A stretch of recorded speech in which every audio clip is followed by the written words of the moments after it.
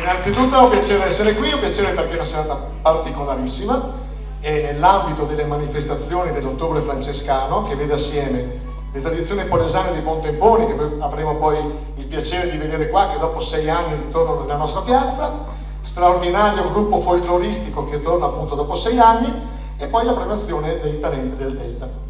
Naturalmente ringraziamo la parrocchia, l'amministrazione comunale, ringraziamo il nuovo parroco Don Damiano e naturalmente il sindaco e i suoi assessori che sono presenti oggi. Naturalmente ringraziamo tutti gli ospiti dei comuni del Basso Polesine, Portotolle, Ariano, Adria, Loreo, Ariano nel Polesine, e forse qualcuno me lo sono dimenticato, Taglio di Po, eccetera, eccetera, eccetera.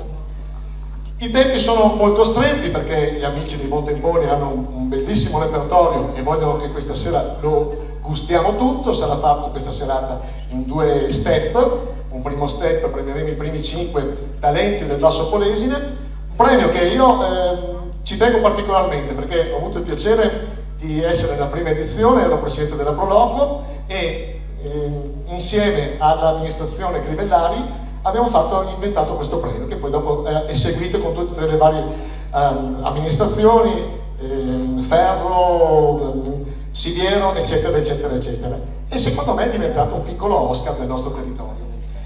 Allora, andiamo subito al dunque. Come dicevo, abbiamo i tempi stretti perché vogliamo sentire l'esibizione al meglio dei nostri amici Montemponi.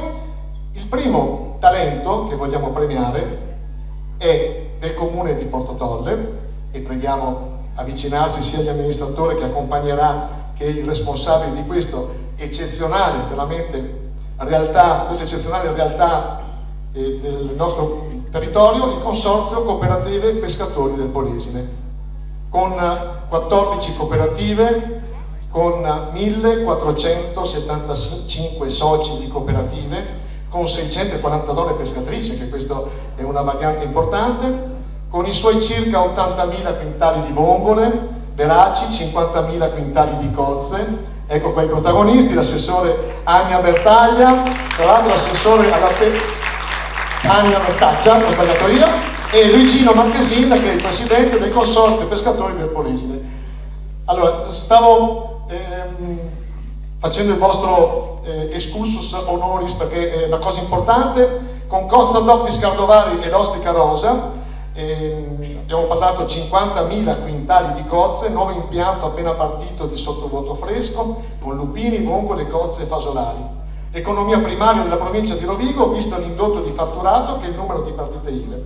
Un'azienda tra l'altro con certificazione di qualità. Un applauso perché è veramente una delle perle del nostro territorio.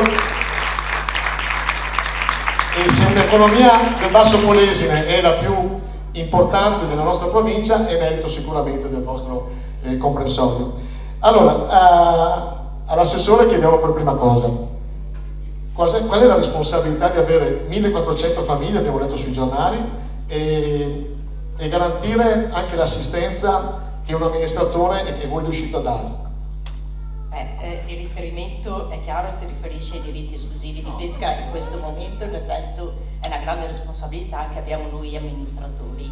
È chiaro, come ha detto prima, che il Consorzio Cooperative Pescatori rappresenta la più importante realtà imprenditoriale del comune di Portotolle, del Basso Polesine, ma direi anche dell'intera provincia di Rovigo. Il Consorzio Cooperative, come ha detto, ha 1470 autorizzazioni di pesca, ecco all'incirca, di cui mi preme anche dirlo che il 50% è rappresentato da donne, quindi metà delle partite IVA sono donne, e ci rendiamo conto che i numeri di persone occupate sono importanti, perché tra le autorizzazioni e l'indotto arriviamo a circa 2000 persone occupate nel settore, per cui è chiaro che una partita è un elemento importantissimo che deve essere tutelato. Faremo l'impossibile per tutelare il lavoro, per dare continuità a questa azienda, non solo per ciò che rappresenta a livello imprenditoriale, ma per ciò che rappresenta anche a livello sociale,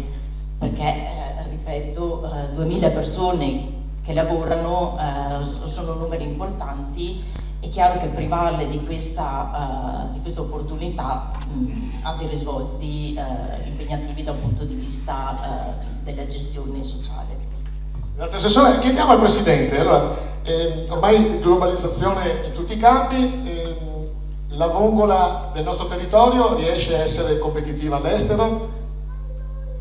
Certamente sì, la nostra vongola Verace ormai è diventata un'eccellenza anche per quanto riguarda anche l'estero, visto anche il nuovo impianto che siamo partiti proprio direi questi giorni con il sottovoto, proprio per far sì di raggiungere anche altri obiettivi a livello, non so, dell'est oppure anche Germania o Inghilterra, parti dove magari con il sottovoto riusciamo a farlo, dove prima invece magari con il fresco non riuscivamo ad arrivare.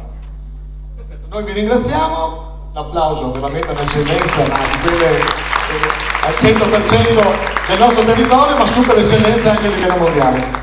Ci fa piacere usare il nostro assessore, Davide Marangoni, che questa sera si presta a essere valente e a dare la targa che appunto riserviamo al Consorzio Cooperative. La foto naturalmente, prego, la foto. Grande piacere, consegno questa targa al Gino Marchesini, Presidente del Consorzio Cooperative.